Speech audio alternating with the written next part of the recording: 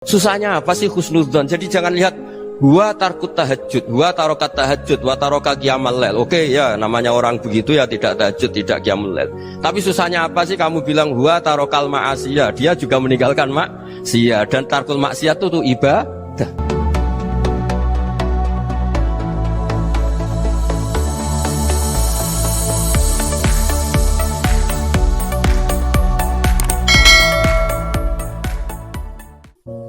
Jadi kayak kemarin itu Pak Gus siapa yang kesini itu kuliah kesini itu sama Habib Ahmad. Saya pertama nggak mau, lama-lama Habib Ahmad ini gimana Gus, orang taunya saya dekat jenengan, kalau nggak kasil saya waduh Habib.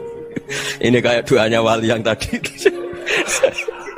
nggak punya pilihan, nggak ada pilihan ini. Jadi saya mohon muhasabah itu dimulai cara berpikir. Makanya di sini sebetulnya tag ini supaya dapat barokahnya Ihya. Ini kitab yang disenangi para habaib, para ulama. Sebetulnya tag di muhasabah itu redaksinya gini ya, yang lengkap. Hasibu anfusakum qabla an tuhasabu wa zinuha qabla an tuzanu wa tahayya'u lil ardil akbar. Jadi ada kata wazinu, jadi ukur. Perilaku Anda ini diukur, ditakar.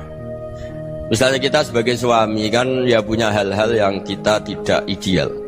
Corong Jawa mesti pesek, cara rezeki ya pas-pasan ya. Dan kita juga kalau makanya agak boleh tanya istri begini, apa saat cinta pertama Anda? Pasti Anda kecewa. Orang jadi istri hanya korban terakhir itu. Sudah.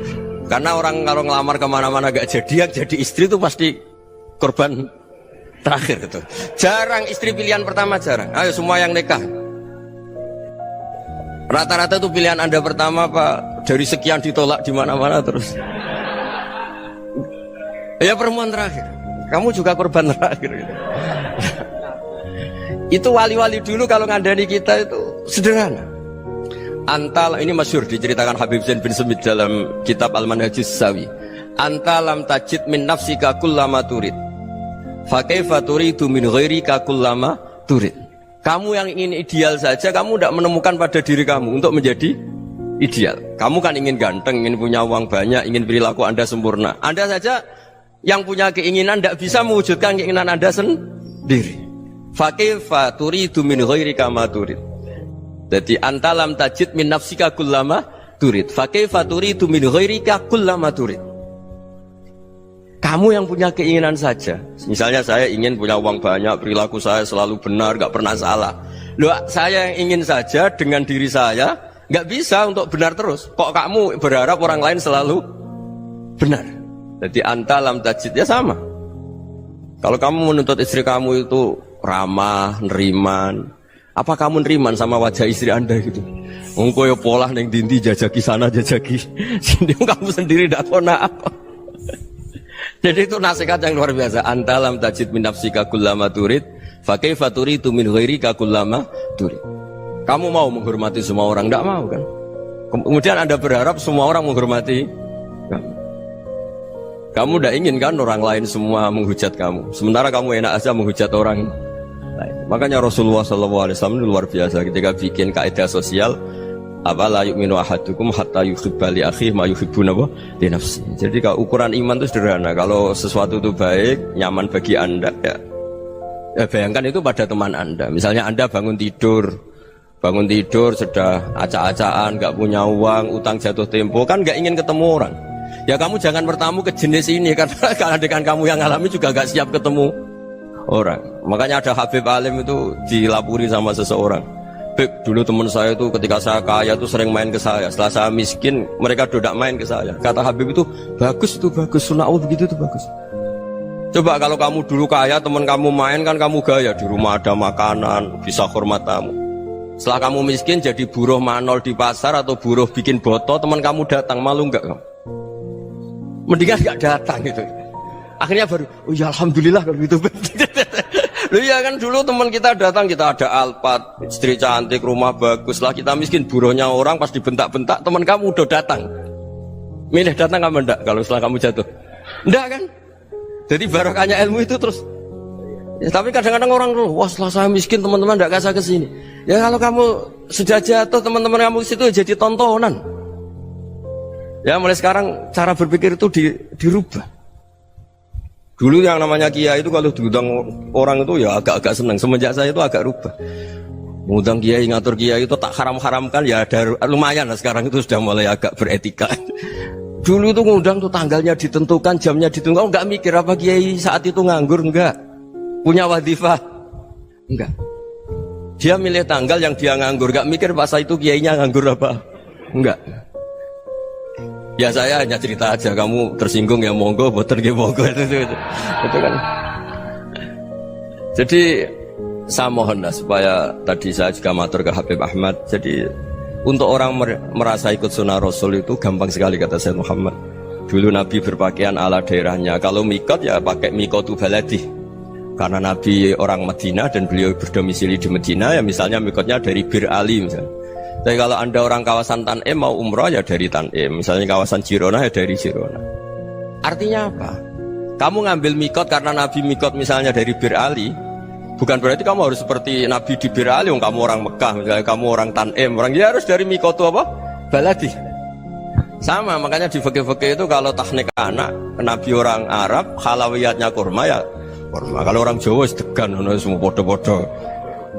Ya bodoh-bodoh manis. Jadi ini tabaruk sama Sayyid Muhammad, ini ada murid beliau Habib Ahmad, saya baca supaya orang itu merasa ikut Nabi itu gampang sekali. Ini saya baca ya di halaman tadi disaksikan Habib Ahmad 433 di kitab apa ini? Manhajus Salaf fi Fahmin Nusus. Itu kata Sayyid Muhammad, wa kanat sunnatu Rasulillah annahu yat'amu ma yajiduhu fi ardi wa yalbasu ma yajidu wa yarkabu ma yajidu mimma abahu Allah ta'ala. Faman istamala ma yajidu fi ardi fa huwa al-muttabi' lis-sunnah. Kama annahu hajjal baita min madinati. Faman hajjal baita min madinati nafsihi fa huwa al-muttabi' lis-sunnah. Wa illam takun hadhil madinatu tilka.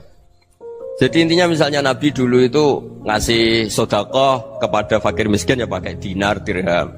Ya kalau orang misalnya sedekah pakai rupiah ya sudah ikut sunnah Nabi. Jangan lu Nabi pakai dinar loh, kamu kok pakai rupiah. Dulu dinarnya Nabi udah ada tulisannya Bank Indonesia, kamu ada tulisannya Bank.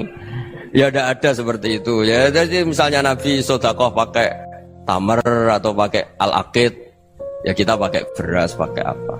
Supaya orang tuh bahwa Rasulullah itu milik kafatal linnas, milik semuanya. Sehingga merasa ikut sunnah Nabi itu ya semuanya. Makanya dulu Mbah Mun kalau motivasi saya supaya bombong, kalau orang Jawa bilang bombong. Wong Jawa mesti ono wong alim. Beliau menyontohkan Mas itu Mbah Fadol, Senori, Mbah Ihsan Jambes. Itu bisa ngarang-ngarang kitab luar biasa. Padahal beliau bukan orang Arab. Imam Sibawai itu orang Persia. Imam Ghazali orang Tus itu juga ikut Persia.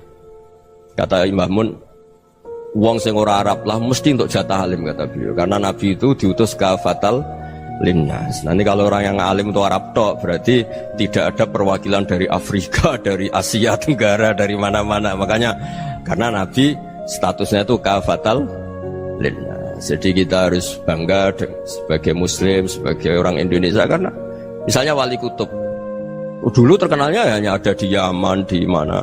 Ternyata pernah ada juga di Indonesia dan seperti Habib Abu Bakar Segaf Gresik. Jadi ya akhirnya kan tetap orang Indonesia meskipun beliau zuriyah Rasul kan ya sudah orang apa? Orang Indonesia. Zuriyahnya Habib Ali Simtuduror sekarang di Solo.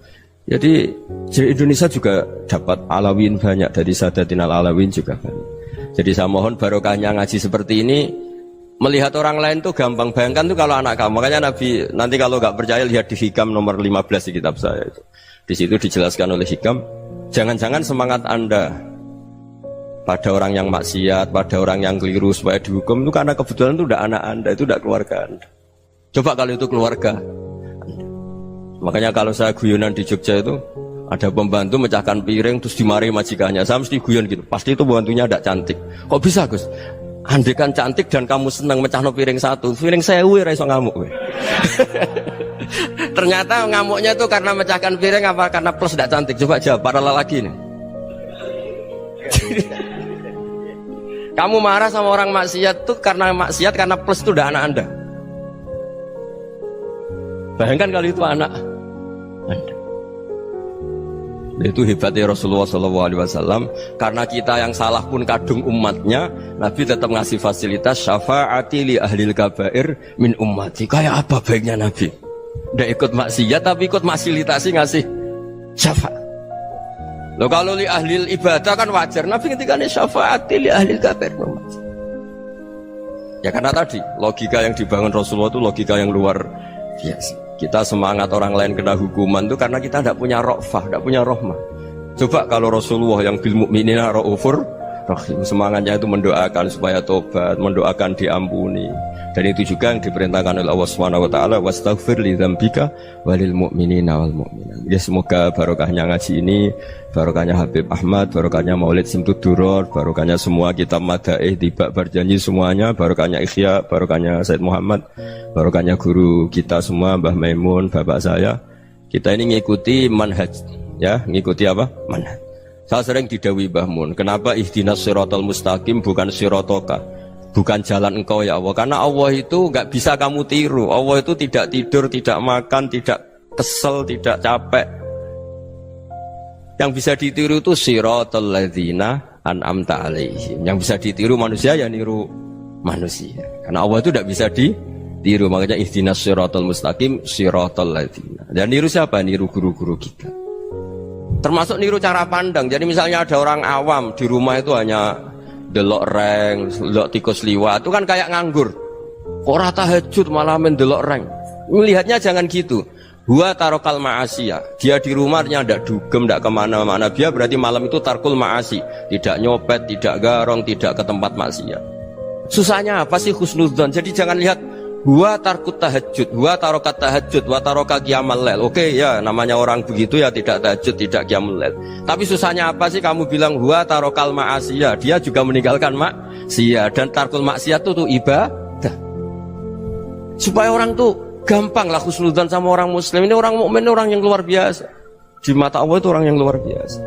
Kayak tadi Imam Ghazali, kalau saya ketemu orang muslim kemudian dia tidak pernah baik, gimana? Kata Imam Ghazali, ma min muslimin illa wa islamuhu ta'ah. Tidak ada orang Islam ketika dia mentasdihkan Allah dan Rasulullah, berarti dia juga punya taat. Ya ini latihan saja, sing iso nglakoni Habib Ahmad kula namung cerita mawon. Kula cerita secara akademik, saya punya kitab, saya baca, dan alhamdulillah kita paham barokahnya para guru, dan supaya terbiasalah sebaik-baiknya ibadah husnudzoni billah wa husnudzoni bil mu'minin. Soal tidak cocok ya diilmoni tadi ya, namanya nggak cocok ya jangan sering ketemu. Seperti Rasulullah SAW, beliau karena sangat mencintai Said Hamzah, ketemu orang yang pernah begitu sama Said Hamzah, ya beliau secara basyariah tidak siap. Tapi beliau secara cara bahasa sekarang, secara profesional, kalau beliau seorang nabi dan harus menerima tobatnya siapapun ya diterima.